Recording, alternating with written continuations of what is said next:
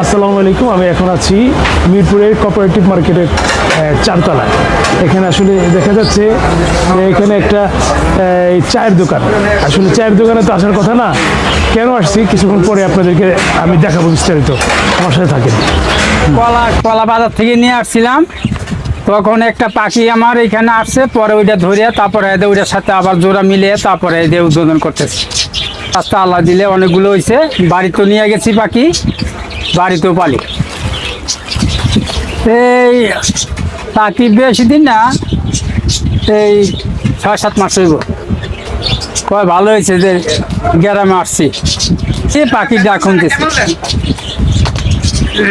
আরে ভাই দেখে অনেকগুলো পাখি দেখছিও, বাজিকর আর হলো এটা বলে লোটন। এই সাইড এটা লোটন না, এটা লাইট নাছি শুধু ওই যে পাখি ময়লা পরে নিচে খাঁচার থেকে। আমি পরে উদ্যোগ নিলাম যে আমি নিজে টাইয়া নিলাম, মিস্ত্রি দিয়ে পরে যে এইভাবে বানাইলাম। আমার মিস্ত্রি খরচ দিয়ে 10,000 টাকার উপরে পড়ে। এই পর্যন্ত বাচ্চা পাইছি প্রায় 10 থেকে 15 জোড়ার মতো। কিনে নিয়ে যায় আবার বেশি। হ্যাঁ, আমি এর পর্যন্ত 5-7 জোড়া বেচছি, আর বাড়িতে নিয়ে গেছে হলো 4 জোড়া। হ্যাঁ, ডিম বাচ্চা করতেছে। আমি পুদিনা, বেশিরভাগ পুদিনা পাতা খাবার দেয়, আর এমনি খাবার আছে ওই যে চীনা, তারপরে কাউন, তারপরে হলো এগুলো বেশি। আর বেশিরভাগ আমার খাবার দেয় হলো পুদিনা পাতা। কেন আমি দোকানে আনি আধা কেজি 1 কেজি করে আনি, ওদিক খাওয়াই।